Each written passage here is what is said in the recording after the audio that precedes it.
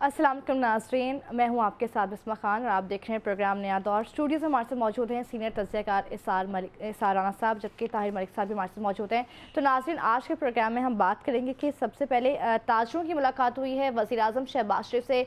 Karachi visit पर हैं वज़ीर आज़म शहबाज शरीफ, और कैसा रहा उनका विज़िट, ताजरों ने उनको क्या तजावीज़ दी हैं, उस पर बात होगी। साथ ही साथ बात करेंगे कि जनरल बाजवा ने पिछले दिनों एक किसी इवेंट पे जो है चंद सहाफ़ियों से गैर रस्मी बातचीत की है। क्या बातचीत है जिस पर सोशल मीडिया प्लेटफॉर्म्स पर और निजी टीवी प्रोग्राम्स पर जो है काफ़ी तबसरे हो रहे हैं, क्या तबसरे हो रहे हैं, उस पर बात होगी। साथ ही साथ इलेक्शन कमीशन एतराज़ात उठाती है पीटीआई के नए इंट्रा पार्टी इंतखाबात पर, अब क्या होगा। तो स्टार्ट कर लेते हैं। मलिक साहब, आपकी तरफ आऊँगी। मलिक साहब, मारूफ सनतकार हैं हबीब आरिफ साहब, इन्होंने कहा है कि वज़ीर आज़म को तजवीज़ दी है कि अडियाला के जो बासी हैं आप उनसे जो है वो हाथ मिला लें, पड़ोसियों से हाथ मिला लें, क्योंकि आपने पहले भी जब हाथ मिलाएं तो काफ़ी बेनिफिशियल रहा है पाकिस्तान के लिए। मेरा लिए देखिए, बिजनेसमैन की जो थिंकिंग है वो बिल्कुल क्लियर होती है। देखिए, बिजनेसमैन ओवरऑल मैं बात कर रहा हूँ, कहीं इसको आप नेगेटिव ना ले जाएं। बिजनेसमैन का कोई मज़हब कोई नहीं होता, उसका कोई एज सच कोई वो जो जज्बात होते हैं ना, जो नारे और तराने तरूने, उसके कोई नहीं होते। उसका एक ही काम होता है, जो प्रॉफिट है ना, पैसा आता है, उसके लिए दो चीज़ें आपको चाहिए। आपका जिस मुल्क में आज की दुनिया बड़ी छोटी हो गई है, आपके अंदर एक ख़ास किस्म का एक इस्तेकाम स्टेबिलिटी चाहिए, और जो इंटरनेशनल आपको स्टेबिलिटी चाहिए, क्योंकि अब ट्रेड वर्ल्ड वाइड है। अब पाकिस्तान के जो सबसे बड़े मसले हैं ना, अगर उसमें देखा जाए, ये मेरी राय, आप डिसएग्री कर सकते हैं कि इंटरनली हम गुज़श्ता मेरा लिए वैसे तो पैदाइशी ऐसे हैं, मगर ख़ास तौर पे ये रिसेंटली जो 10-12 साल है, हम शदीद मुहाजरे का शिकार हैं। और अब सारे मानना शुरू हो गए हैं कि अगर आप अंदर लड़ते रहेंगे तो पैसा नहीं आएगा। वो कहते हैं ना कि जो मनी पैसा है ना, वो बड़ा शर्मीला सा एक कबूतर है, एक ऐसा जानवर है, वो ज़रा भी शोर हो जाए ना, जिस तरह वो उड़ जाता है। तो जहाँ पे किसी, देखिए पैसा वहाँ पे आप सरमायादार का सिर्फ एक मज़हब होता है, वो है मज़हब है मुनाफा। उसने जहाँ पैसा लगाना है सिर्फ मुनाफे के लिए लगाना है। वो ना किसी का भाई है, ना कोई दोस्त है, ना वो मुसलमान है, ना ईसाई है, ना हिंदू है। तो बड़ी क्लियर बात है, अगर पाकिस्तान के अंदर आपने बिजनेस करना है तो आपको अंदर स्टेबल होना पड़ेगा। और मैं ये नहीं कहता कि ये शहबाज शरीफ को एडवाइस है, अगर इमरान खान भी वज़ीर आज़म हो तो यही एडवाइस है। अब थोड़ा सा मैं टाइम इंडिया पे लेना चाह रहा हूँ। मैं देख रहा था दूसरा आपका रीजन है, हमने एक दफ़ा टमाटर ब्राज़ील से लिए हैं। आप वर्ल्ड मैप पे ज़रा ब्राज़ील ढूंढ के दिखाएं। और मैं जहाँ पे रहता हूँ ना, मैं लाहौर में पैदा हूँ, मेरे घर से एग्जैक्ट 24 किलोमीटर इंडिया है, अमृतसर है। यानी कि मैं बाजू का वॉक, ईमानदारी की बात है, इस एज में मैं 12-13 किलोमीटर वॉक कर सकता हूँ। तो मैं सोच रहा हूँ कि अगर मैं मोटरसाइकिल से जाऊँ तो वो टमाटर वहाँ से अगर जाके मैं ले जाऊँ और ब्राज़ील से कितने का आएगा। तो मैं इंडिया का आपको थोड़ा सा डाटा देता हूँ कि इंडिया का, मैं अभी भी ट्रेड देख रहा था कि इंडिया $715 बिलियन, हमारा जो टोटल हम पाकिस्तान में जो चीज़ें दुनिया को बेचते हैं वो तकरीबन $30 अरब हैं। इंडिया का है $500 अरब। अच्छा, इंडिया पूरी दुनिया से $715 बिलियन की चीज़ें खरीदता है। हमारी टोटल जीडीपी है ना, जितना हमारे पास पैसा है वो 300 अरब नहीं बनता। ऐसे है। तो मेरा पॉइंट है कि इतना बड़ा हाथी हमारे सामने बैठा है पैसे वाला, तो हमेशा पैसे की लड़ाई में तो फ़ायदा है कि अगर हम अपने अमीर हमसाये से ट्रेड करेंगे। मैं सिर्फ पैसे की बात कर रहा हूँ, इमोशन की बात नहीं कर रहा। तो अगर पाकिस्तान इंडिया से, वही बात, अगर हमने टमाटर लेने हैं, अद्वियात, पाकिस्तान में सारी अद्वियात आते हैं जर्मनी से आती हैं। केमिकल्स जो हैं, जिनको आप सॉल्ट बोलते हैं, अमेरिका से आते हैं, इंतहाई महंगे हैं। यहाँ से आप जाएँ टांगा कराएं, चिंची कराएं, जाके वहाँ से ले आएँ। तो आप वो सिर्फ कास्ट निकाल लेना, जो जहाज़ों की है, जो लेबर है, जो इंश्योरेंस है। तो लॉजिकली पाकिस्तान के अंदर स्टेबिलिटी बड़ी ज़रूरी है। और हमारा सबसे बड़ा हमसाया जो है, सब जिसका साथ हम 7000 साल इकट्ठे रहे हैं, अगर उसे हम ट्रेड करेंगे तो फाइनेंशियली हमारे फ़ायदा होगा। इसार साहब, क्या लगता है आपको, अब तो तजावीज़ दी जा रही हैं कि अडियाला के जो वासी हैं उनसे जो है हाथ मिला लिया जाए, तो कोई बात बनती हुई नज़र आ रही है? देखिए, शहबाज शरीफ साहब को ये सवाल हुआ, उसका इन्होंने जवाब नहीं दिया। वैसे वो सुबह दोपहर शाम मिसाक जमहूरियत और मिल के बैठना और सर जोड़ के बैठना, आज भी उन्होंने कहा सर जोड़ के बैठना है, तो वो बार बार ये बात कहते हैं, लेकिन इस बात का उन्होंने जवाब नहीं दिया। तो मैं समझता हूँ वो हक बजानिब हैं, उन्हें जवाब नहीं देना चाहिए था। उसकी रीज़न ये है कि वो ये कैपेसिटी रखते नहीं है। जैसे गरीब फ़ोन मिलाता तो अंदर से आवाज़ आती है ना, आपको मतलूबा सहूलत मैसर नहीं है। इसी तरह शहबाज शरीफ साहब को ये सहूलत मैसर नहीं है, क्योंकि वो इस सारे मामले में सज़ा और माफ़ी और सब में वो इर्रेलेवेंट है। उनका कहीं कोई इमरान खान का मैच शहबाज शरीफ से है ही नहीं, नवाज शरीफ से भी नहीं है। इमरान खान का मैच रियासत से है, रियासत और इमरान खान आमने सामने खड़े। इसमें ये बेचारे शामिल वाजा ये क्या कर सकते हैं? ये तो खुद एक मुस्तार ली हुई एक जिसे कहते हैं ना भीख के तर्ज की हुकूमत लेके बैठे में। तो इन्होंने क्या डिसीजन पावर इनके पास है, या ये कौन सा डिसीजन ले सकते हैं? ये बस एक बेबस से लोग हैं। इमरान खान से हाँ अगर बात करनी है और करनी चाहिए बिल्कुल, तो वहाँ करनी चाहिए जो रेलेवेंट है।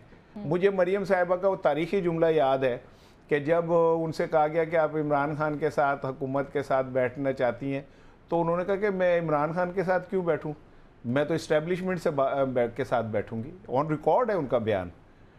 तो उन्होंने भी यही बताया था कि इमरान खान जो है वो इरेलेवेंट है और मैं तो इस्टेब्लिशमेंट के साथ बैठूंगी।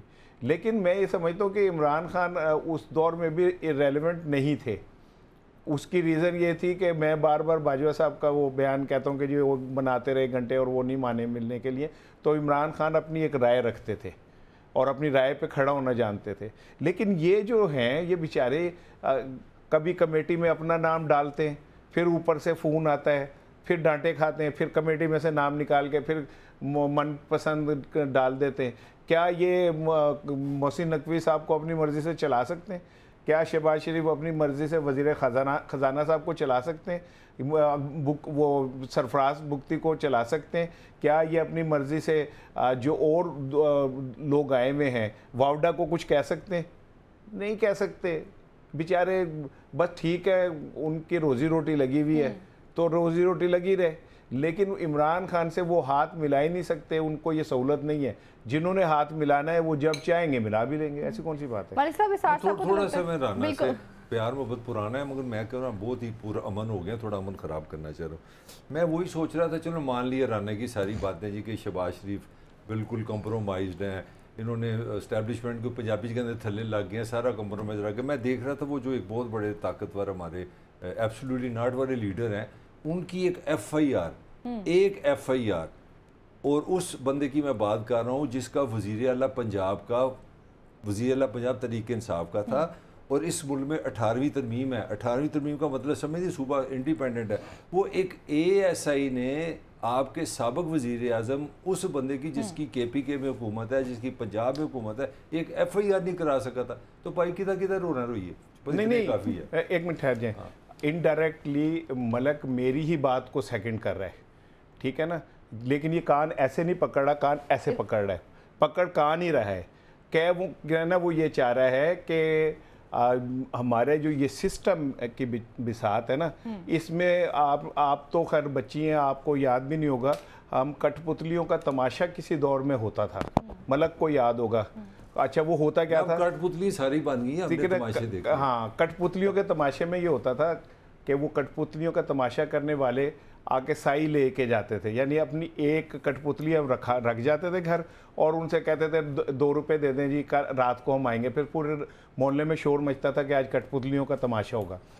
वो चरपाइयाँ उसके पीछे वो चले जाते थे, फिर पाटे खान आता था, फिर क्या कहते हैं बीरबल आता था। तो वो लोग होते थे। तो हम सिर्फ कठपुतलियाँ देखते थे, वो तारों के पीछे मौजूद उंगलियाँ नहीं देख पाते थे। तो वो कठपुतलियों का तमाशा जो है ना, अब वो ज़रा लार्जर स्केल पे चला गया है, बड़े स्केल पे चला गया है, और कठपुतलियाँ वही हैं, धागे भी वही हैं, उंगलियाँ भी वही हैं, लेकिन हमें नज़र नहीं आती अनफॉर्चुनेटली कि क्या है। लेकिन मलक जो बात कहना चाह रहा है वो यही है कि इमरान खान उस दौर में, खैर उस टाइम विफाक से उनकी हुकूमत ख़त्म हो गई थी, और परवेज़ इलाही साहब जो थे वो भी बेचारे जिसकी आज वो सज़ा भुगत रहे हैं, ठीक है ना? तो वो आई एम सॉरी मलिक साहब, एक जुमला और कह दूं मैं ना कि अगर इमरान खान इतने डाढ़े होते तो नवाज शरीफ साहब की जो रिपोर्ट्स हैं ना सारी, वो नवाज शरीफ साहब की मर्जी की ना होती, कोई और ही है जो निज़ाम हस्ती चलाता है। नहीं, मेरा वही आर्गूमेंट है ना, जो पॉइंट ये कह रहा हूँ कि इतनी छोटी सी बात है, और आपको पता है पंजाब पुलिस के पास ये पावर है, मतलब ये मैं लीगल बात कर रहा हूँ कि मैं अगर SHO या ASI मेरे पास को आए, वो कहे जी कि आप ये FIR करें। FIR क्या है? FIR mean first information report. पर एज ए सिटीज़न मेरा राइट है। और मैं ये सिटीज़न की बात कर रहा हूँ साबिक़ वज़ीर आज़म पाकिस्तान, मैं सिटीज़न की बात कर रहा हूँ 92 का आपका हीरो, मैं उस सिटीज़न की बात कर रहा हूँ जिसने इस मुल्क में कैंसर का वाहिद हॉस्पिटल बनाया, मैं उस सिटीज़न की बात कर रहा हूँ जो पंजाब का हुक्मरान है, बादशाह सलामत है, सीएम पंजाब उसकी पार्टी का है। मैं उस सीएम की बात कर रहा हूँ जो केपीके में रूल कर रहा है, मैं उस सीएम की बात कर रहा हूँ जो आज़ाद कश्मीर में रूल कर रहा है। उसी वक्त मैं उस सीएम पीएम की बात कर रहा हूँ, उस सिटीज़न की बात कर रहा हूँ जो गिलगित बल्तिस्तान में हुकूमत कर रहा है। तो एक ऐसे ही जनाब सिगरेट लाया करते हैं, जाओ हाजी मैं ताड़ी FIR नहीं करता। तो वो ये जो कह रहे हैं ना, मैंने वो तंजन वहाँ से बात शुरू की है कि ये सहूलतें कोई खाली शहबाज शरीफ को मुयसर नहीं, ये बेशुमार लोगों को ऐसी नहीं, एक मिनट ठहर जाए। मेरे जो बयान है और मलिक साहब के बयान में फ़र्क ये है कि मैं इस बात का एतराफ़ करते हुए कि ये बेबस हैं, मैं ये कहता हूँ कि इमरान खान तमाम तर बेबसी के बावजूद बेबस नहीं था। वो जो करना चाहता था वो कर भी देता था। आप वज़ीर आला बुज़दार लगाए रखा ना इस्टेब्लिशमेंट की ख्वाहिश के ख़िलाफ़, ठीक है। अब नहीं मिला ना किसी से, इस्टेब्लिशमेंट की ख्वाहिश थी कि वो मिले, वो नहीं मिला। तो FIR दर्ज ना होना ये कुछ और बात है। ये बिल्कुल ऐसी है जैसे इमरान खान चाहता था कि जिन जिन लोगों ने खजाना लूटा उन्हें सज़ा और अदालतों ने नहीं होने दी, तो अब वो अदालतों के जाकर सर तो नहीं फाड़ सकता था, ठीक है ना। यानी आप अंदाज़ा करें ना कि इमरान खान के हमले के फ़ौरन बाद अचानक एक बंदा आया जिसने टीवी के ऊपर जिसको लाके उसका बयान नशर किया गया कि मैं देखता था और मुझे इमरान खान पे गुस्सा है कि जी अजान हो रही थी और ये डांस हो रहा था तो मैंने इसलिए ये सब कुछ किया। तो वो इस तरह के डमी करैक्टर्स आ गए और अचानक आने के बाद टीवी के ऊपर भी आ गए। तो बात वो ये है कि इमरान खान तो नहीं अपनी पुलिस वालों को जाके कह सकता था हेड्स अप भाई आप करें, वो इदाराती वो बात है। और सिर्फ एक जुमला और, सॉरी यहाँ पे मैं काटूंगा, बात काटनी नहीं चाहिए। हाँ। आपका सीएम उस बंदे को फायर नहीं कर सकता। मैं पंजाब का सीएम हूँ यार, खुदा का वास्ता है, 70% पाकिस्तान पंजाब है। और वो पंजाब है जो फ्रांस और इंग्लैंड जैसे जो दुनिया की नब्ज पे चढ़े उनसे बड़ा पंजाब है। उसका सीएम की इतनी पावर नहीं है कि कोई चल SHO में तुम्हें। अच्छा मैं सुने भाई बताए ना, ये जो बात कर रहे हैं ना, अब ये सुन लें, अब सुन तो लें। आज शुक्र है कि इसे मैं अपने पेज पे ले आया हूँ। ये इखलाकियात की और आइन की और कानून की बात कर रहा है, ठीक है ना। आज ये भूल गया कि जो ताकत है, ठीक है, वो कैसे प्रिवेल करती है और कैसे अपनी वो अथॉरिटी बनाती है। ये तो वो ताकत की बात करता था, आज ये कैसे इखलाकियात पे आ गया कि नहीं ऐसा नहीं होना चाहिए था, वैसा होना। ये तो वो बात है जो मैं कह रहा था ना, मैं तो उस ताकत के खिलाफ बात कर रहा हूँ। मैं तो मुसलसल कह रहा हूँ कि ताकत के खिलाफ बात कर रहा हूँ, मैं उसके हक में तो नहीं बात कर रहा ना। उस SP को भी निकालता, उस SHO को निकालता, उस ASA को निकालता कि तुम हुक्मदूली कर रहे हो। सर मेरी यार सुन ले, ताकत प्रिवेल की ना, सुन लेना। मैं यही कह रहा हूँ कि अभी रिसेंटली कुछ वाकयात हुए जिसमें बहुत लड़ाई वड़ाई भी हुई। क्या कर लिया हुकूमत ने, क्या स्टैंड ले लिया हुकूमत ने, ठीक है ना। आखिर में जाके यश चोपड़ा की फिल्म की तरह जफ्फियां पपियां ही हुई ना, और वो खत्म हो गया सारा कुछ। तो भाई इतना ही है इख्तियार। लेकिन शहबाज शरीफ साहब जो हैं वो तो इस काबिल भी नहीं है कि वो हूँ हाँ ही कर देते। ये भी शायद था गवर्नर हाउस में जब शहबाज शरीफ साहब वजीर आज़म थे तो मरियम औरंगजेब वज़ीर इत्तलात थी, तो वहाँ पे हमारे दोस्त हैं, बरखुरदार हैं, नसीम कुरैशी जंग अखबार से, उन्होंने वज़ीर आज़म को सवाल किया कि इमरान रियाज गायब है तो आप बतौर वज़ीर आज़म बताएंगे कि कहाँ हैं। शहबाज शरीफ साहब ने उसका जवाब तक नहीं दिया, ठीक है, वो ये तक भी आ भी नहीं कर सके।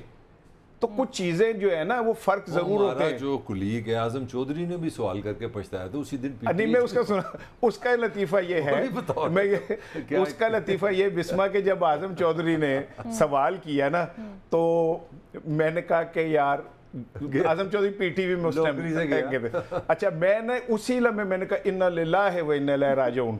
मेरे साथ बैठे थे एक दोस्त हमारे, उन्होंने कहा कि क्या हुआ। मैंने कहा जनाजा उठ गया, ठीक है ना, सहाफत का जनाजा उठ गया। चोइस साहब ने उसी जगह उस प्रोग्राम के बाद प्रोग्राम ईद शो करना था, तैयार हो के आए थे। अचानक उन्हें कहा गया कि जी अब आप ईद शो भी नहीं करेंगे, आप शो ही नहीं करेंगे। इतना तो इन लोगों का वो है कि आजम चौधरी की एक, और वो आजम चौधरी ने कोई साइड नहीं ली थी, उसने एक सहाफती असूलों के मुताबिक सवाल किया था। ये नहीं बर्दाश्त कर सकते, इनमें इतनी हिम्मत नहीं कि एक सच बोल सके, तो ये इतने इतने बड़े सच कैसे बोल लेंगे, किस तरह कर लेंगे कि जो वो यही कह देते कि हाँ इमरान खान से मिलना चाहिए, उन्होंने अपनी नौकरी दी पै जानी सी। चलो वापस चलते हैं, इंडिया चलते हैं। तुम्हें सस्ती गाड़ियाँ लेनी है, तुम्हें पता है इंडिया में अगर 1 रुपये, हमारे यहाँ 4 रुपए की गाड़ी है तो इंडिया में 1 रुपए की है। मैं बार बार कह रहा हूँ कि जो कैपिटलिज्म है ना, उसमें कोई मोशन मज़हब, कोई फीलिंग नहीं होती। तो मैं कभी कभी इंडिया की कीमतें देखता हूँ ना, बल्कि वो इंडिया वाले तो इतने घटिया लोग हैं, वो जान के ऐसे ऐसे वायरल बना चीज़ें वायरल पाकिस्तान को हिट करने के लिए। तो किसी ने किसी से पूछता है कि यार तुम्हें पाकिस्तान कैसे लगता है, कहते यार पाकिस्तान तो अच्छा है, मगर देखो यहाँ पे आटा इतने का, वहाँ पे आटा इतने का, यहाँ पे टमाटर इतने का, यहाँ पे टमाटर इतना है। तो जो वो मैं चाह रहा था थोड़ा उस पर आप मजीद बोलें। मैं गाड़ियों की बात कर रहा था, मतलब आपको पता है कि इंडिया ने लाख रुपए की गाड़ी बना दी है सस्ती आवाम के लिए। तो मेरा ख्याल है कि दूसरी एक और चीज़ मैं बड़ी अहम इसमें कहना चाह रहा हूँ, जो अब थोड़ा सा मैं डिस्प्यूट पे आने लगा हूँ, क्योंकि हमारा एक पॉइंट है ना कि पाकिस्तान का ठीक है, अगर कोई कहता है कि पहले कश्मीर हल होना चाहिए, ट्रेड बात होनी चाहिए, मैं किसी से लड़ नहीं रहा, मैं अपना पॉइंट ऑफ व्यू दे रहा हूँ। मैं सिर्फ आपको बताना ये चाह रहा हूँ, for the sake of trading हमें अगर नहीं, मैं एक आर्गूमेंट आपको देना चाह रहा हूँ, मैं एक आर्गूमेंट देने। इंडिया और चाइना का एग्जैक्टली यही डिस्प्यूट है, टेरिटोरियल डिस्प्यूट है। एक जगह जिस तरह हमारा हक हम समझते हैं कश्मीर हमारा हक है, इंडिया ने उस पर ऑक्यूपाइशन जो बिल्कुल सेम है। पता है इंडिया का ट्रेड कितना है चाइना के साथ? 100 बिलियन US$।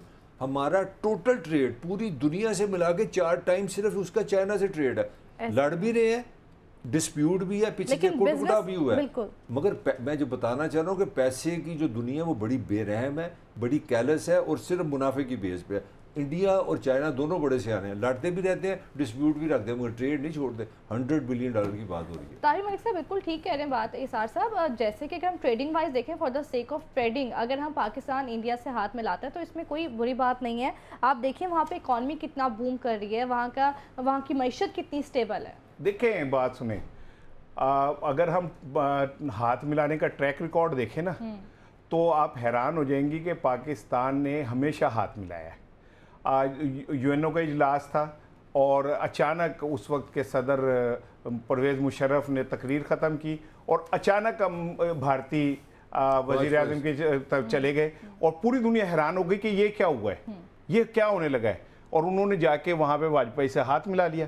पूरी दुनिया में एक पाकिस्तान का स्ट्रॉन्ग इमेज गया कि यार देखो उनका सदर ने इतने लोगों के सामने जाके हाथ मिलाया। आप सुनिएगा, फिर आगरा मुज़ाकरात में परवेज़ मुशर्रफ गए, तमाम बातें तय हो गई, वो जॉइंट मुश्तरका बयान तैयार हो गया, सारा कुछ हो गया, दस्तखत होने थे।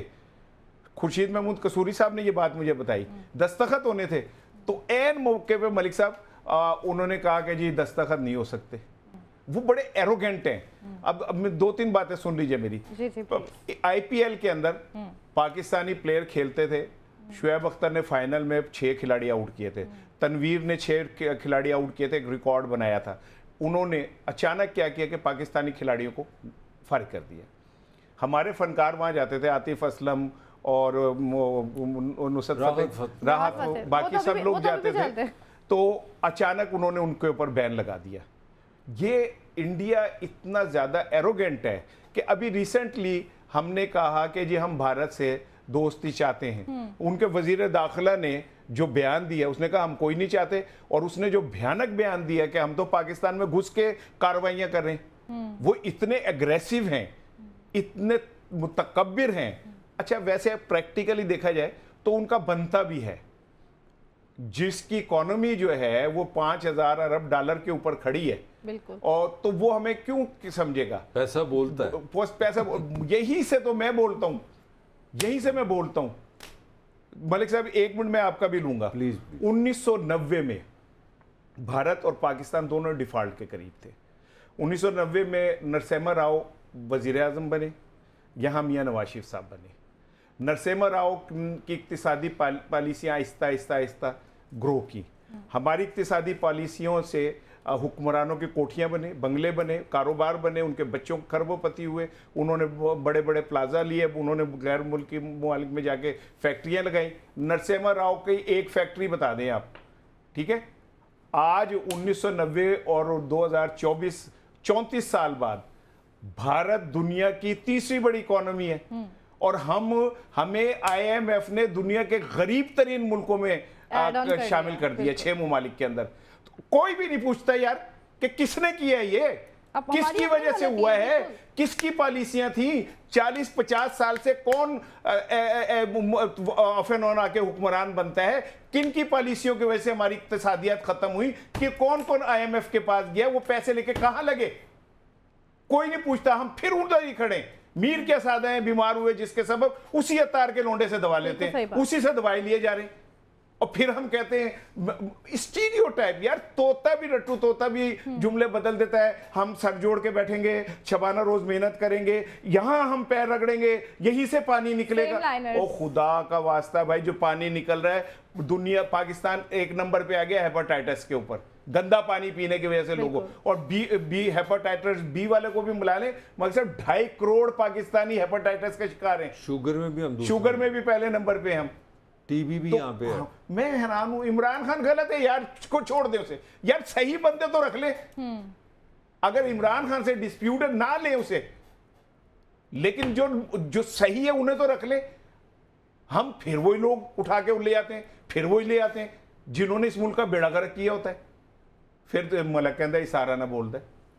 अच्छा, एक और भी एस्पेक्ट है। अब मेरी तो ख्वाहिश है कि अल्लाह करे कि ये रीजन के लिए मैं बात कर रहा हूँ कि कोई इनमें सैनिटी आ जाए। मैं इंडिया से भी यही समझ, वो अकल से बैठे और कश्मीर का डिस्प्यूट जो है ऑनरेबल तरीके से इंसानी वालों पे हल करें। पाकिस्तान के लिए एक और बहुत बड़ा एक अपॉर्चुनिटी है, मैं बात जो करना चाह रहा था वो है रिलीजियस टूरिज़म।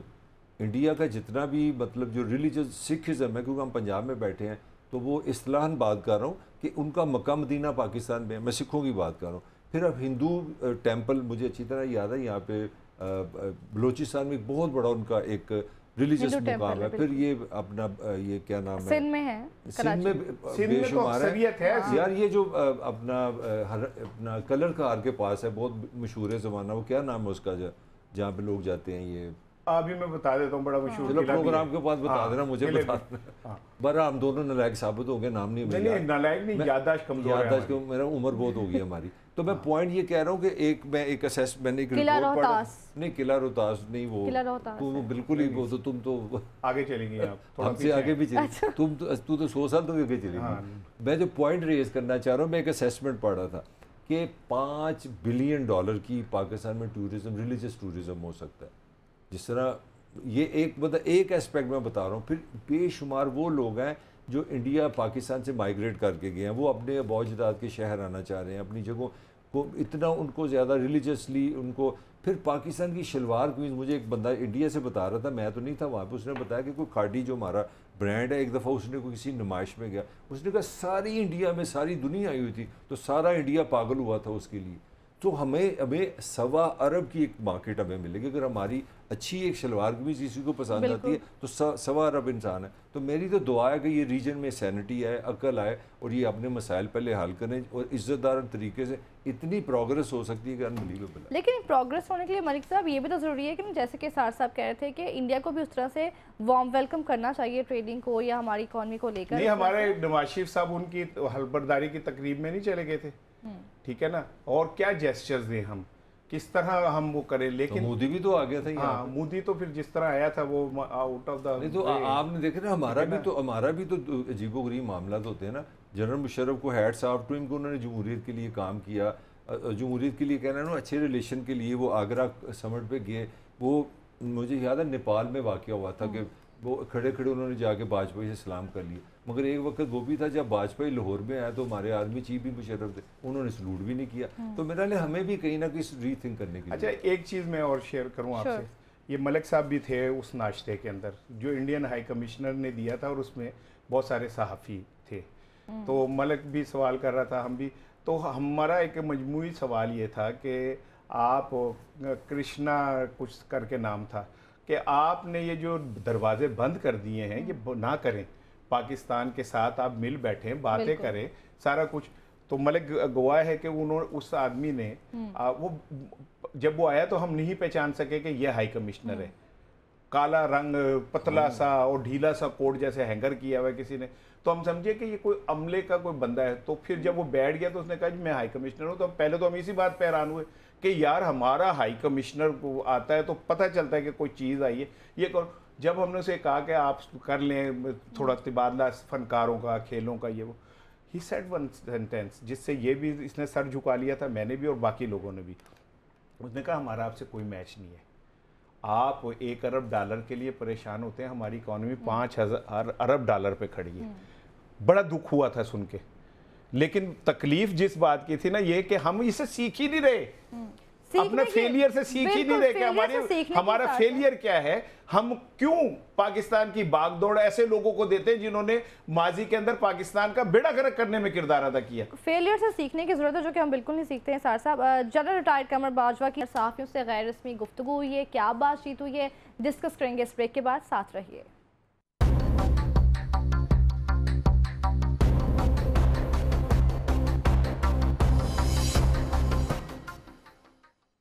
वेलकम बैक नाज़रीन। तो बात कर रहे हैं हम कि जनरल रिटायर्ड कमर बाजवा साहब ने सीनियर सहाफ़ियों से कुछ गुफ्तगू की है, किसी शादी के इवेंट पे गालिबन वो मौजूद थे। तो मलिक साहब आपकी जानिब आएंगे कि साबिक आर्मी चीफ ने एक बयान दिया है कि किसी शादी के दौरान उन्होंने बात करते हैं कोई कस्में वादे भी उठाए, दावे भी किए कि मेरा कोई लेना देना नहीं था नवाज शरीफ को बाहर भेजने के लिए या PTI की हुकूमत गिराने में भी मेरा कोई लेना देना नहीं था। तो इस तरह की बातें करना क्या अभी सूट करता है उन्हें? देखिए, एक इंतहाई सीरियस बात है, ये आर्मी चीफ से हट के बात होने लगी और मैं खुद डर रहा हूँ कि इस पर मैं किस अंदाज से बात करूँ, क्योंकि एक बात का मुझे पता है जो मेरा ईमान का हिस्सा है कि मुसलमान मेरा लिए कुरान पे हाथ रख के झूठ नहीं बोलेगा। ये हमारी परवरिश में है, हमारे ब्लड में है। मेरे बाप को भी ये यकीन था, उसके बाप को भी ये यकीन है। और मुझे ये नहीं समझ आ रही कि मैं एज ए हम किस बदकिस्मती का शिकार है। एक तरफ मेरा वज़ीर आज़म खड़ा है, वो कह रहा है कि मेरी हुकूमत जो है वो इस तरह गई है, ठीक हो गया। मेरे ख़िलाफ़ पूरे प्लानिंग की गई, पार्टियों को मेरे से निकाला गया। फिर सारे जो इल्ज़ाम आते हैं ना, अगर वो आप सारे रखें तो एक बंदा जब कुरान पे ये कहता है कि भाई मैंने इसकी हुकूमत ख़त्म नहीं की, अदम एतमाद में मेरा कोई इसका लेना देना नहीं है, तो मेरे लिए तो एक बहुत बड़ा सवाल बन गया है। मेरे लिए सवाल ये बन गया है, मतलब मैं वो लफ्ज़ यूज़ नहीं करना चाहता कि इसका मतलब है वो मुझे तो डर लग रहा है ये बात कहते कि जो मुसलमान, मैं किस तरह सोचूं अगर जब मैं ये सोचता हूँ कि एक मुसलमान जब कुरान पे ये रख के बात कह देता है कि भाई मेरा ना मैंने एक्सटेंशन ली है, ना मैंने उसकी मेरी कोई ज़ाती लड़ाई है, ना मैंने उसके लिए कोई किया है, तो फिर मैं समझता हूँ कि फिर तो मुझे लगता है इमरान खान एक बहुत बड़ा झूठ का एक तूफ़ान है, एक पहाड़ है। मुझे वो भी बात हजम नहीं हो रही। मतलब मैं to be very honest to you, मैं पता नहीं बड़ी मुश्किल से अपने आप को कंट्रोल कर रहा हूँ, क्योंकि मुझे इसकी सेंसिटिविटी की समझ है। मुझे बाजवे का मसला नहीं है, मुझे इमरान खान का मसला नहीं है, मुझे इसकी जो अगर वो वैसे कहते ना बयान तो मैं ताहिर मलिक ने डिफरेंट बोलना था। अब मेरे लिए ये समझ नहीं आ रही कि यार मैं मेरी जो एक ईमान है, जो मेरे अंदर एक इत्तमाद है, मैं किस तरह उसको करूँ। और मैं इमरान को भी क्रेडिबल बंदा समझता हूँ। इतना बड़ा यू टर्न कि इसका मतलब है, चले मान ले कि अगर वो सच बोला, इसका मतलब है कि इमरान खान इतना बड़ा एक्टर है, इतना बड़ा एक मतलब कंसिस्टेंटली झूठ। मीर जाफ़र भी झूठ, मीर सादक भी झूठ, मेरी हुकूमत तोड़ दी वो भी झूठ, अमेरिका भी झूठ, साइफर भी झूठ, फिर मेरे से एक्सटेंशन ली ये की। तो मैं इससे ज़्यादा बोलना मेरे लिए मुश्किल हो गया। मैं जो बार आप दोनों समझ गए तो मैं कहना चाह रहा हूँ। तो ये बड़ा ही बुनियादी मलिक साहब का मसला हल कर देता हूँ। मैं मलिक को ना किसी कंफ्यूजन में देखना चाहता हूँ, सेंसिटिव इशू है यार, तुम समझते हो इसको। इशू है, लेकिन मैं मलिक साहब से 2 सवाल पूछता हूँ। क्या पाकिस्तान की अदालतों में हल्फ दे के झूठी गवाहियाँ नहीं दी जाती? होता है, मगर कितनी बड़ी तादाद में है, सच है, ये भी सच है। कितनी बड़ी तादाद में? क्या जब हमारे ऑफिसर्स और पार्लियामेंटेरियन हल्फ उठाते हैं कि मैं अल्लाह को हाजिर व नाजिर जान के ये वादा करता हूँ कि मैं ये करूँगा, वो कुरान पे नहीं होता? नहीं, अल्लाह ने कुरान भेजा था। नहीं, मेरी सुन लेना, अल्लाह ने कुरान पाक भेजा था। भाई मैं कह रहा हूँ वो कुरान पे जो हाँ नहीं, जब हम ये कहते हैं कि मैं अल्लाह को हाजिर नाजिर जान के मैं ये वादा करता हूँ कि मैं ऐसे करूँगा, मैं ऐसे करूँगा, कुरान पाक तो अल्लाह की किताब है। और अगर हम डायरेक्ट अल्लाह को हाजिर नाजिर जान के वादा करते हैं, ठीक है, और फिर हम हल्फ की रूगर्दानी करते हैं, ठीक है, हम सियासत में बराह रास्त हिस्सेदार बन जाते हैं, हम अपने मैंडेट से बढ़ के चीज़ें करने लगते हैं। तो मैं उस चीज़ को नहीं अभी छेड़ रहा कि उन्होंने जो कसम खाई और क्या कसम खाई, मैं उसको नहीं छेड़ रहा। मैं एक ओवरऑल बात कर रहा हूँ कि क्या हर दफ़ा हम बराह रास्त नहीं दिखाते कि वो काबीना, पार्लियामेंटेरियन ऑफिसर्स अल्लाह को हाजिर नाजिर जान के ये वादा करते हैं कि हम ये काम करेंगे और ये नहीं करेंगे, और उसका उल्ट सारा कर रहे होते हैं। ये तो गई एक बात। अब दूसरी बात ये कि कुछ चीज़ों को हमें फैक्चुअली देख लेना चाहिए।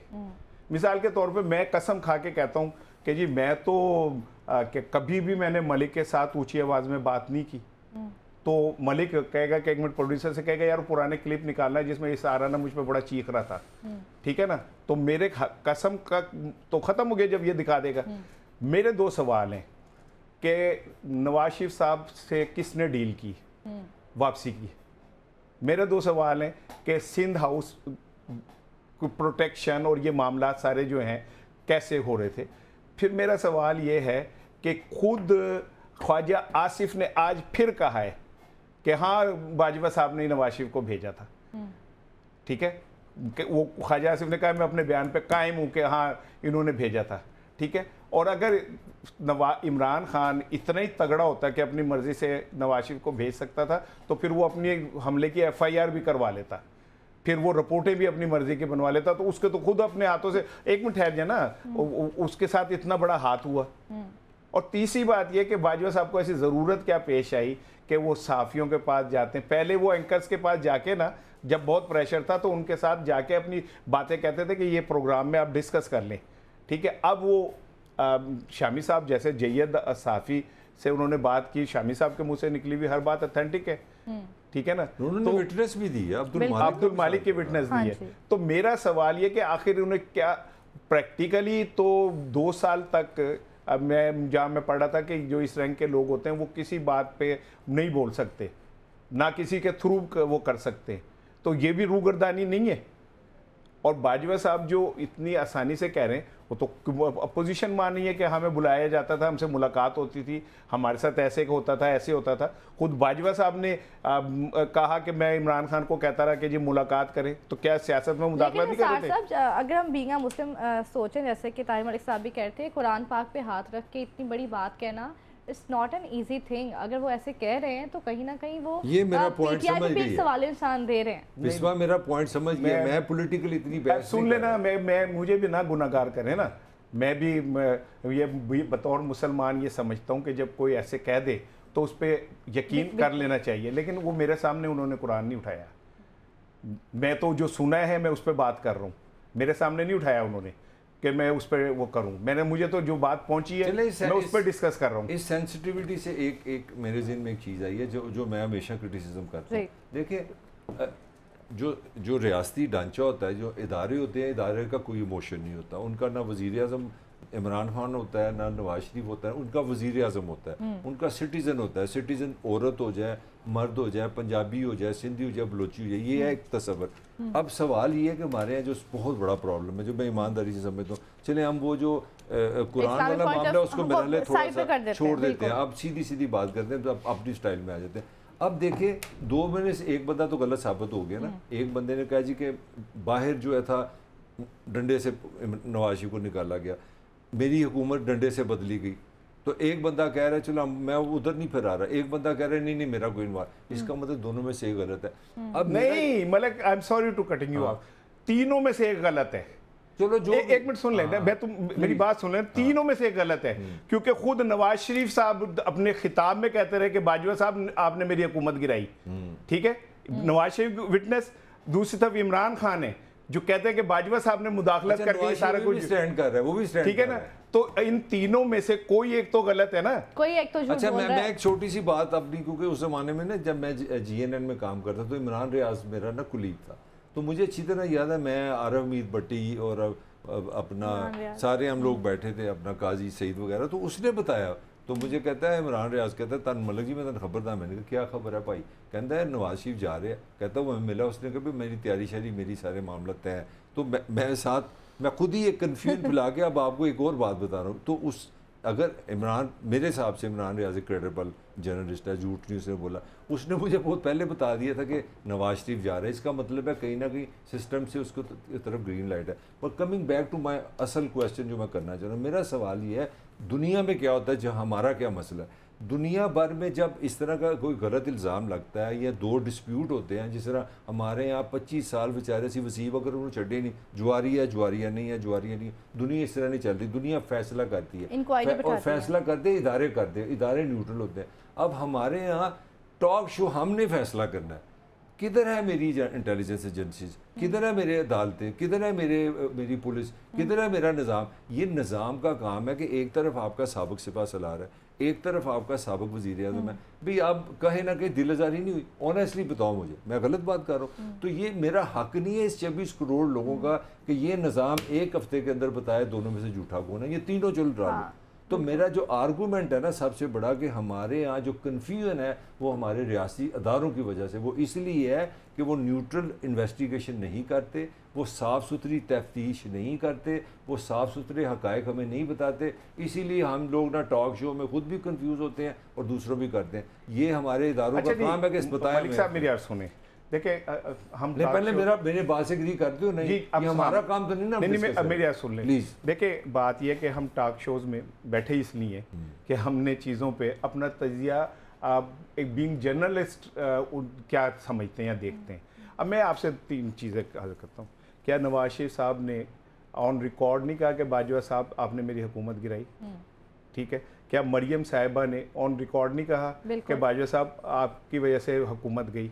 नवाज शरीफ गिरफ्तार हुए, जेल में गए, तो क्या मुस्लिम लीगी लीडरशिप ने ये नहीं कहा कि इस्टेब्लिशमेंट ने उनको सज़ा दी है? ठीक है। क्या ख्वाजा आसिफ ने 10,000 दफ़ा ये नहीं कहा कि इस्टेब्लिशमेंट ने ये की है, बल्कि उन्होंने कहा मेरा बस चले तो मैं जनरल फैज़ और जनरल बाजवा को कटहरे में बुलाऊं। प्रेस कॉन्फ्रेंस में ओपन टॉक्स की जाती है इसके ऊपर, बिल्कुल। क्या राना सनाउल्लाह ने ये बात नहीं की?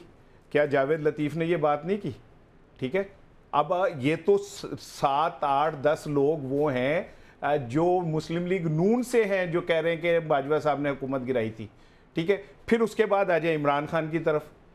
इमरान खान कहते हैं कि जी मेरे खिलाफ अदम एतमाद जब आई तो मैं बाजवा साहब के पास गया और जाके मैंने कहा कि ये देखें ये ऐसे आ रही है। ठीक है। तो उन्होंने कहा कि भाई मेरा हम कोई वो नहीं है। अब मेरा सवाल ये है कि अगर ये बात मान ली जाए जो बाजवा साहब वाली है, तो मुझे बताएं कि शहबाज शरीफ साहब पे 16 अरब रुपए की मनी लॉन्ड्रिंग की फर्द जुर्म लगनी थी, वो कैसे रुक गई थी? बिल्कुल। कैसे वो कौन थे जो शहबाज शरीफ साहब को गाड़ी की डिग्गी में बंद करके और किससे मिलवाने के लिए लेके जाते थे? ठीक है। वो कौन थे जो मरियम साहिबा कह रही थी कि मैं तो इमरान खान से नहीं मुज़ाकरात करूंगी, मैं तो ऊपर करूंगी? वो किससे करने थे उन्होंने मुज़ाकरात? ठीक है। बतौर मुसलमान मेरा यकीन है कि मैंने अब उन्होंने कहा, मैंने यकीन कर लिया, लेकिन ये सवाल मेरे अंदर मौजूद है, इसका जवाब कौन देगा? ठीक है ना। वो जो था कि वो कौन सी फिल्म थी जिसमें अलाउद्दीन कहते हैं कहाँ से आए हैं ये बुंदे? अच्छा, थोड़ा किसने दिए हैं बुंदे? थोड़ा सा राना तुम्हारी सपोर्ट में मैं आ रहा हूँ। मैं कल परसों ना BBC पे सुन रहा था मोना सलाई का इंटरव्यू, तो मोना सलाई साहब ने फरमाया है कि बाजवा साहब ने कहा था जब वो सिपा सलार थे कि आप इमरान के साथ मिल जाए, तो मैंने जब अपने वालिद साहब से कहा कि देखिए अब तो उन्होंने भी कह दिया। हाँ। तो मैं जनाब की ने अभी तो एक आपने पॉइंट निकाला है इमरान का, दूसरा आपने पॉइंट निकाला है नवाज शरीफ का, and you are 100% right. Nawaz Sharif is on record, गुजरांवाले में जो स्पीच हुई है उसमें जनरल बाजवा का भी नाम लिया, जनरल फैज़ का भी नाम लिया कि इनका एहतसाब होना चाहिए। मरियम साहिबा ने अब तीसरा मैंने आपको एक और फैक्टर भी ले, मोना सलाई भी मैंने आपको बता दिया। और उसने ये कहा इसके साथ जो इससे बड़ा फिक्रा था, उसने कहा अब्बा जी ने एक और बहुत बड़ी काम की बात की है। थोड़ा सा तन से बात, वो कहते हैं कि मैंने 40 साल इनकी खिदमत की है, देखो मेरे साथ क्या किया है। अच्छा, एक और, अब मैं इसमें एक और वो डाल दूँ ट्विस्ट। हमारे दोस्त हैं चौधरी अकरम साहब, बड़े अच्छे कालम निगार हैं, बड़े, और उन्होंने वो पंजाब हुकूमत के पहले मुशीर थे और महंगाई के ख़िलाफ़ और इस डिसिप्लिन के ख़िलाफ़ उन्होंने एहतिजाजन इस्तीफ़ा दिया था। बड़ी बात होती है कोई बंदा असूलों पे इस्तीफ़ा दे दे। उन्होंने एक डिनर किया तो उसमें MQM की क़यादत भी आई हुई थी।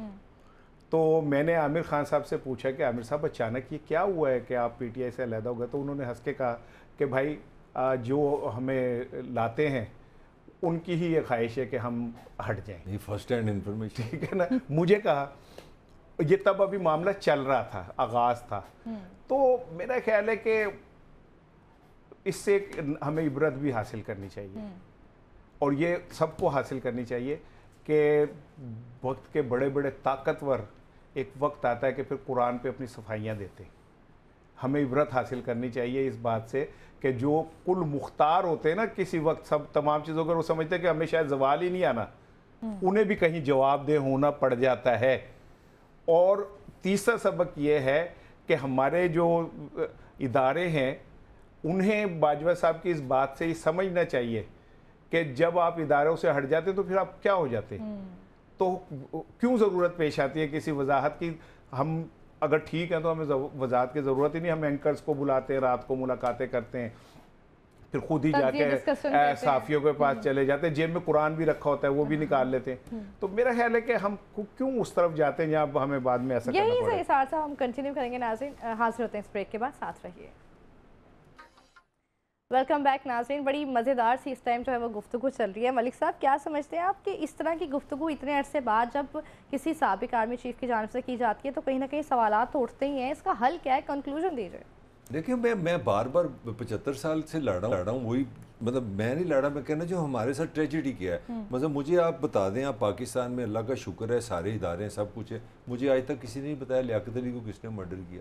मुझे को बता दे कि बेनज़ीर को किसके कहने पे आपने जनाब बाहर भेज दिया, किसके कहने पे वो पाकिस्तान आ गई, नवाज शरीफ को सऊदी अरब कौन लेके गया, कौन ले आया। मैंने जो मेरा आर्गूमेंट करना चाह रहा हूँ, देखिए अगर आपने सोसाइटी में जमहूरियत लानी है और लोगों को पीस में रखना है तो फिर आपको फैक्ट्स फाइंडिंग करनी पड़ेगी, आपको लोगों को बताना पड़ेगा फिर सच क्या है। अगर ये काम सहाफ़ी हम लोग करते रहेंगे तो हमारे पास तो भाई इदारे नहीं है, ना तो मेरे पास FIA है, ना मेरे पास पंजाब पुलिस है, ना मेरे पास इंटेलिजेंस एजेंसी है। मैं तो एक कॉमन सेंस, एक मिली जुली को इन्फॉर्मेशन लेके बात कर सकता हूँ ना। तो ये कोई छोटी सी बात नहीं है। एक तरफ मुझे अपना जो भी मर्जी है, पोलिटिकली मेरा जितना मर्जी इख्तलाफ हो, मेरा सलाम है इस फौज को, मेरा सलाम है मेरे सिपा सलार को, दूसरी तरफ वो मेरा वज़ीर आज़म है।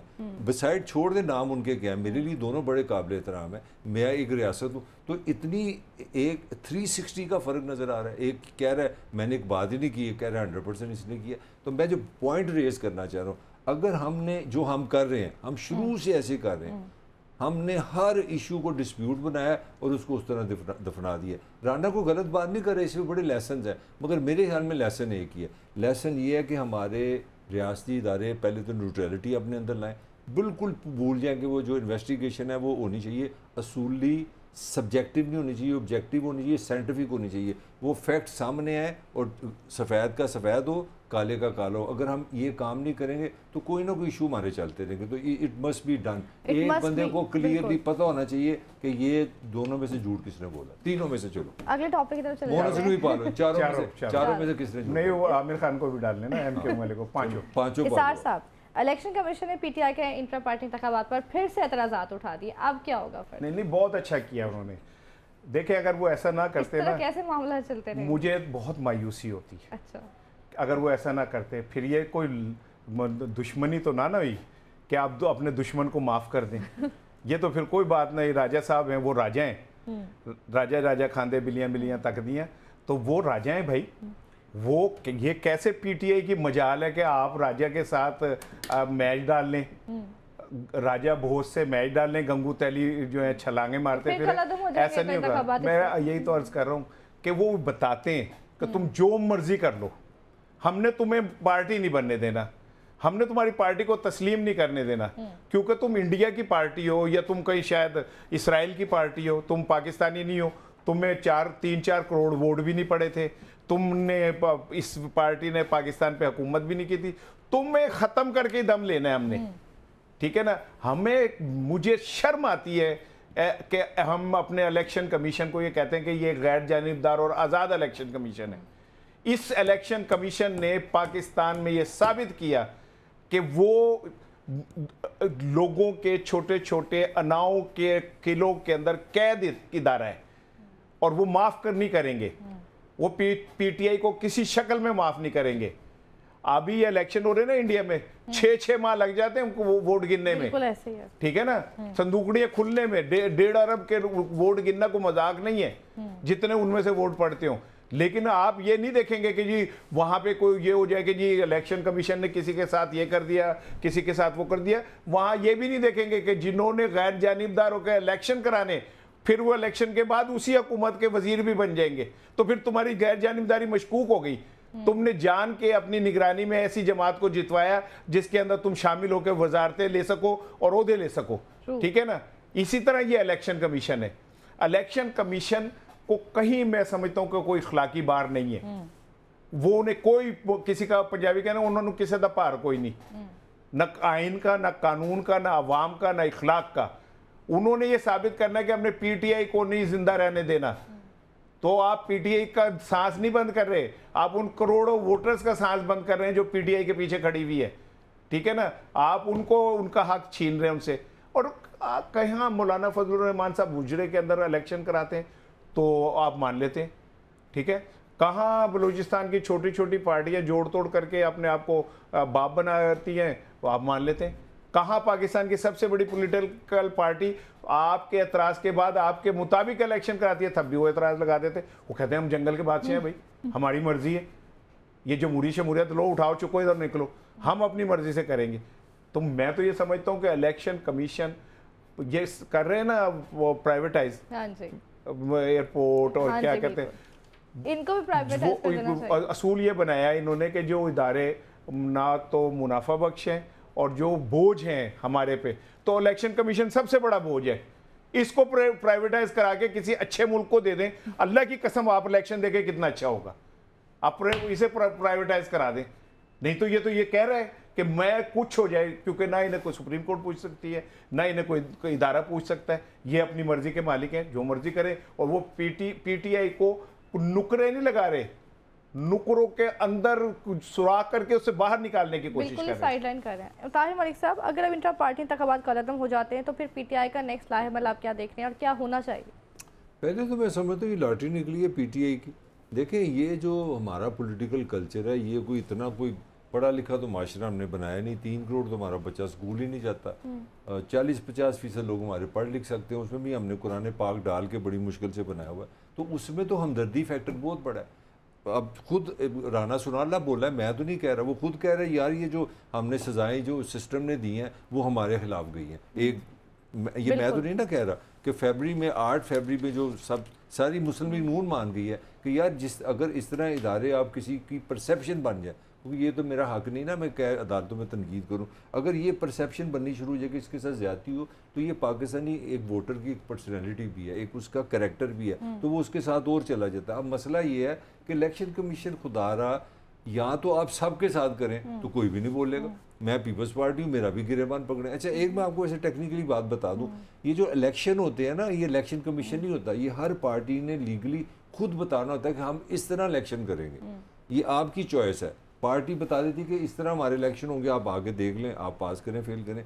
तो अगर ये इलेक्शन कमीशन इस तरह करे ना कि ये पीपल्स पार्टी पे भी इसी तरह डंडा चल रहा हो, नून पे भी इस तरह चल रहा हो, मौलाना पे भी चल रहा हो, कि एमक्यूएम पे भी चल रहा होगा, तो आप पाकिस्तान में तो इतनी पॉलिटिकल पार्टीज हैं, तो फिर लोग बिल्कुल नहीं आएंगे। मुझे लगता है कि इसका फ़ायदा होगा, इसका फ़ायदा होगा। देखो राणे ने कितना अटैक किया, तो अल्टीमेटली जो सपोर्टर है पीटीआई का, उसमें हमदर्दी का, सिंपैथी का वेक्टर मजीद बढ़ेगा।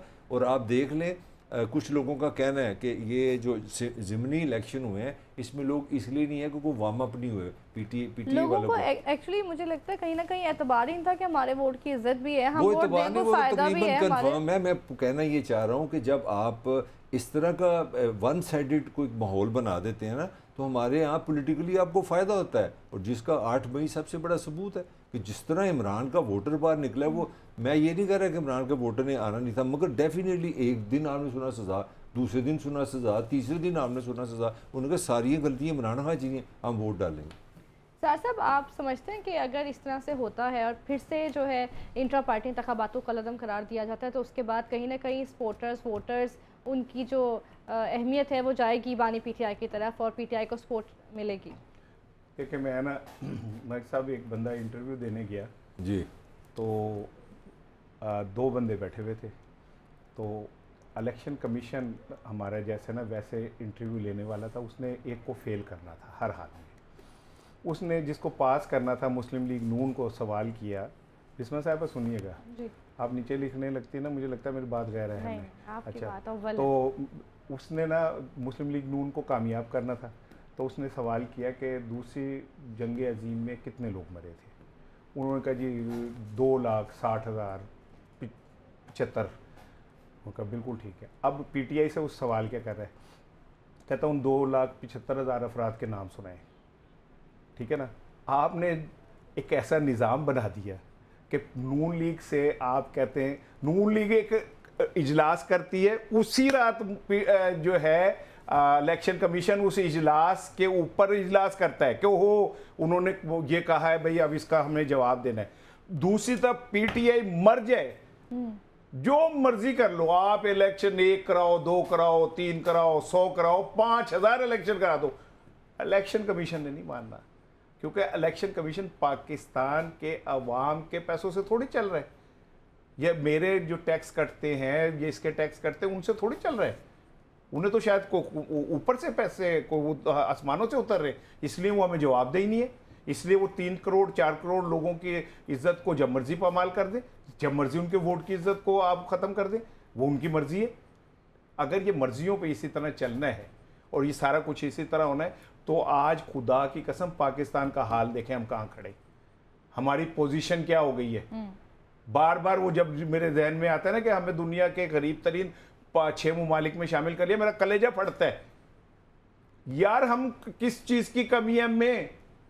हमारे पास मादनियात हैं, हमारे पास अल्लाह ने दरिया, समुंदर, पहाड़, ग्रीनरी, मौसम, क्या चीज़ है जो हमारे पास नहीं है? नहीं है तो सही आदिल हुक्मरान और इदारों के सरबराह नहीं है, सही सोच नहीं, जिसकी वजह से पाकिस्तान यहाँ पे पहुंचा है। और मैं आपको बताऊं, मेरा दुख होगा या आपका दुख होगा, इसका दुख होगा, जो ऊपर बैठे उन्हें कोई दुख नहीं है, क्योंकि उनके बच्चे बाहर हैं, उनके कारोबार बाहर हैं, वो यहाँ से सीधे बाहर चले जाएंगे। ठीक है ना, हमने फेस करना है सारा कुछ, मेरे बच्चों ने फेस करना है, उन्होंने इस मुल्क के अंदर अपना मुस्तकबिल तलाश करना है। मेरे बच्चे तो नहीं बाहर जा सकते, मेरे बच्चे तो बाहर जाके कोई फ्लैट नहीं ले सकते, मेरे बच्चे तो यही प्राइमरी स्कूलों और टाटी स्कूलों में पढ़ के आगे बढ़ेंगे।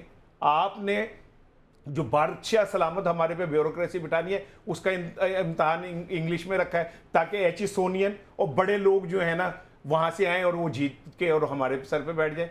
मेरा बच्चा जितना मर्जी इंटेलिजेंट हो, मेरा बच्चा जितना मर्जी ज़हीन हो, वो इस इंग्लिश के उस लेवल तक पहुँच ही नहीं सकता जहाँ से वो CSS कर सके। आपने निज़ाम ऐसा बना दिया कि जिसमें हमें पता चल गया कि हमारी औकात यह है कि हमारा बच्चा इशारा काट दे तो उस पर पर्चा हो जाएगा। छोटी 16-17 साल का बच्चा सारी जिंदगी के लिए कलंक का टीका लग जाएगा उसके ऊपर, और आपके 1000 कलंक के टीके लगे हो ना, आप वजीर आजम भी बन जाएंगे, वजीर आला भी बन जाएंगे, आप सदर, जो चाहे आप बन सकते। ये तो अलमिया है ना इसार साहब हमारे मुल्क का। ताहिर मलिक साहब, इलेक्शन कमीशन बीइंग एन अदारा, क्या समझते हैं क्रेडिबिलिटी कहाँ है? लोग तो सवालिया निशान है इस पर। नहीं, वो बड़ी दिनों से रहने का शॉर्ट सा कमेंट सर, टाइम जरा कम है। वो भूल गया था, मुझे अच्छा उसने याद करा दी। असल में बात ये है कि ये तो कोई आज की बात नहीं है, वो तो राना बोल रहे, ये 75 साल की कहानी है। इस मुल्क में 70 में पहली दफ़ा 1 मैन 1 शो 1 वोट पे इलेक्शन हुआ। आज 1970, आज 2024 अभी तक हमने वो असेंबली नहीं बुलाई। तो हमारी, मैं बार बार कहता हूँ, पाकिस्तान का अगर पॉलिटिकली सिनेरियो देखो ना, तो सबसे बड़ा मसला, सबसे बड़ी हमारी नाकामी ये है कि हम एक इलेक्शन ये रियासत नहीं करा सकी जिस पे इत्तफाक राय हो। तो जब तक आप इस तरह डिस्प्यूटेड हमारे इदारे इलेक्शन कराएंगे जिसमें एक पार्टी के ठीक है, एक पार्टी गलत है, हम इसी तरह दायरों में घूमते रहेंगे, हम कहीं नहीं जाएंगे। क्विक पॉइंट आपका। मैंने और मलक बेसिकली हम दोनों एक पेज पे हैं, लेकिन ये पेज के इस तरफ है, मैं पेज के पीछे जल्दी से सर। तो मैं ये समझता हूँ कि पीटीआई को हारना नहीं चाहिए, वो इलेक्शन कमीशन से मिले, उनके एतराज़ात सुने, उसे दूर करे, और जब तक दूर करते रहे, जब तक एतराज़ात ख़त्म नहीं होते, वैसे ये मुझे नहीं लगता कि क़यामत तक एतराज़ात ख़त्म हो। लेकिन सर साहब, हमारे जो पॉलिटिशियंस हैं और हमारे जो इधर हैं, उनको सिर्फ और सिर्फ आवाम का सोचना चाहिए। अपना सोचने को एक तरफ रख दें, आवाम का सोचें। नाज़रीन, इंशाल्लाह फिर कल मिलेंगे। अल्लाह हाफ़िज़।